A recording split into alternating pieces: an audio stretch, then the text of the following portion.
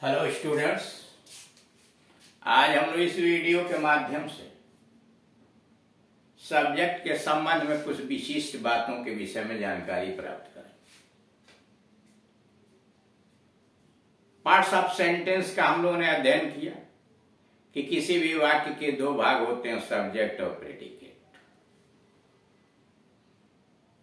जब हम कोई वाक्य रचना करना चाहते हैं तो किसी व्यक्ति या वस्तु का नाम लेते हैं और फिर उसके विषय में कोई बात कहते हैं। जिस व्यक्ति या वस्तु के विषय में कोई बात की जाती है वही सब्जेक्ट होता है, और उस व्यक्ति या वस्तु के विषय में जो बात कही जाती है वो प्रेडिकेट कहलाता है। सब्जेक्ट के भाग बताया गया, प्रेडिकेट के भाग बताया गया, उसमें क्या क्या विशेषता है। यहां सब्जेक्ट में अगर सब्जेक्ट एक शब्द का तो कोई भी बात नहीं है, मेन वर्ड होगा, हेड वर्ड होगा। लेकिन अगर कई शब्दों का समूह मिलकर बना है, मतलब उसकी व्याख्या की गई है सब्जेक्ट की, ना उनकी व्याख्या के लिए कई शब्द आगे पीछे आए हैं, तो उसकी पोजीशन क्या होगी, उसमें क्या विशेषताएं होती हैं, उसके विषय में यह जानकारी दी गई है।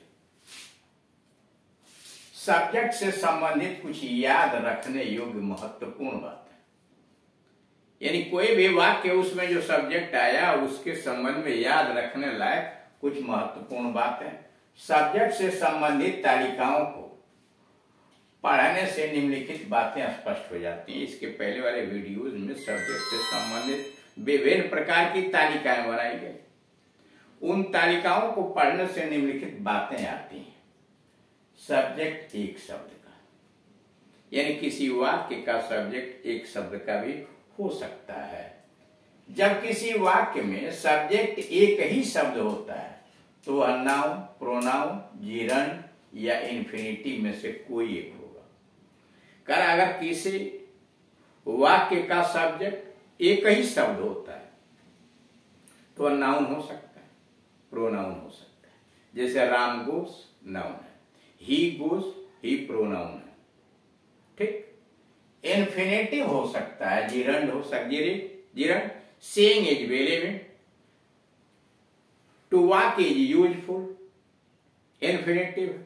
और इट या देयर भी हो सकता है, it is growing dark, there was a king, it और देयर। मतलब अगर एक ही शब्द का सब्जेक्ट किसी वाक्य का है तो नाउन हो सकता है, प्रोनाउन हो सकता है, जिरंड हो सकता है, इन्फिनेटिव, कहीं इट हो सकता है और देयर भी हो सकता है।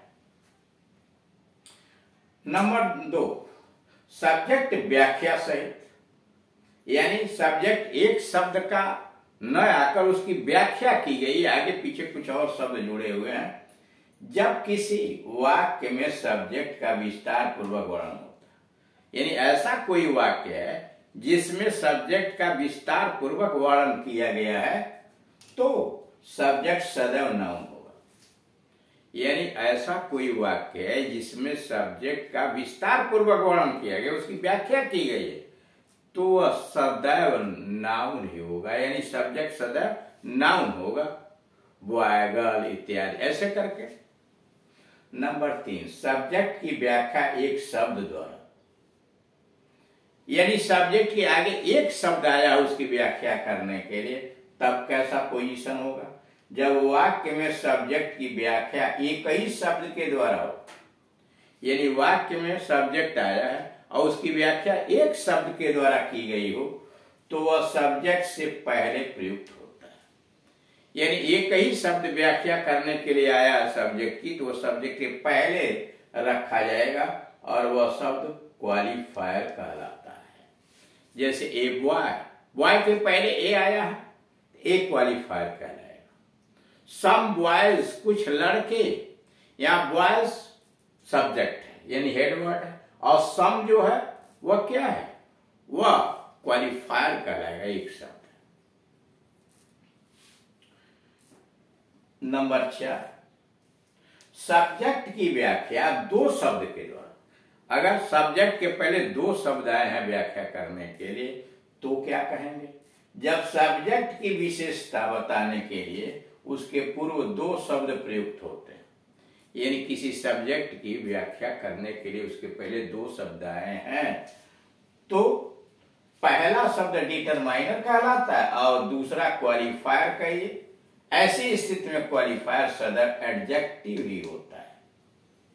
कारण अगर किसी सब्जेक्ट के पहले दो शब्द व्याख्या करने के लिए आए हैं तो पहले शब्द को आप डिटरमाइनर कहेंगे और दूसरा वाला जो विशेषता बताने के लिए वो क्वालिफायर कहेंगे। क्वालिफायर हर समय एडजेक्टिव ही होगा, करेक्ट। जैसे मान लीजिए कहा जाए a little boy, a little boy, A determiner हुआ, लिटिल क्वालिफायर है यानी एडजेक्टिव और बॉय है यानी बॉय के पहले दो शब्द आए, a little boy, A determiner हो गया, लिटिल क्वालिफायर यानी एडजेक्टिव हो गया, बॉय हेड हो गया, एज रीडिंग पढ़ रहा है।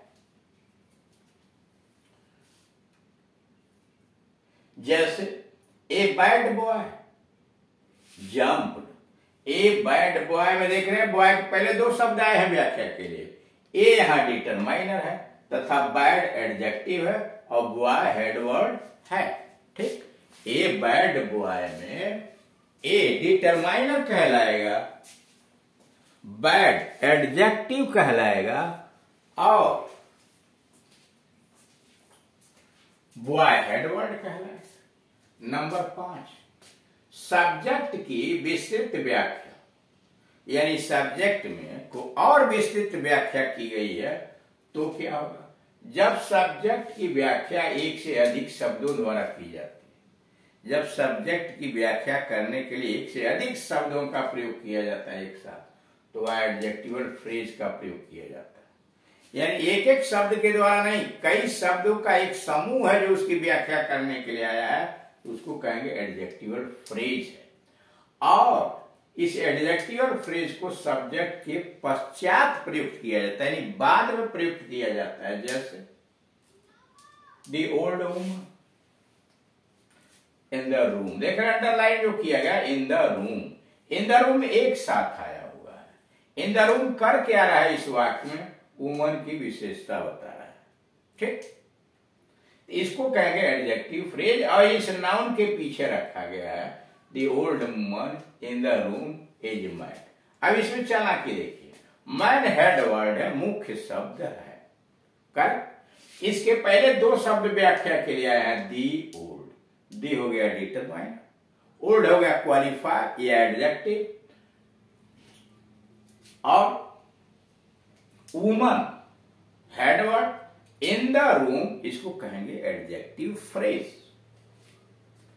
नंबर 6, डिटरमाइनर, क्वालिफायर तथा एडजेक्टिव फ्रेज का प्रयोग।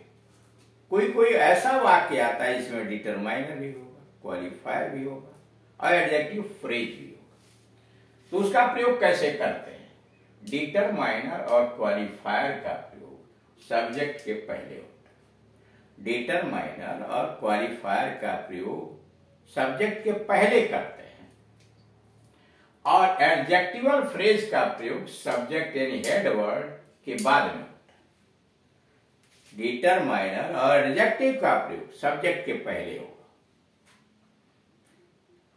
सबसे पहले डिटरमाइनर रखेंगे, डिटरमाइनर और हेड वर्ड के बीच में जितने एडजेक्टिव आएंगे सबको बारी बारी डाल देंगे, लेकिन एक से अधिक शब्द जब एक साथ आएंगे विशेषता बताने के लिए, अलग अलग नहीं एक साथ मिलकर, तो वह एडजेक्टिव फ्रेज कहलाएंगे और उसके पीछे रखेंगे सब्जेक्ट हेड वर्ड के बाद होता है। जैसे the young girl in the house is preparing food, the young girl, girl head word है, मुख्य शब्द है, और in the house adjective phrase है, घर में।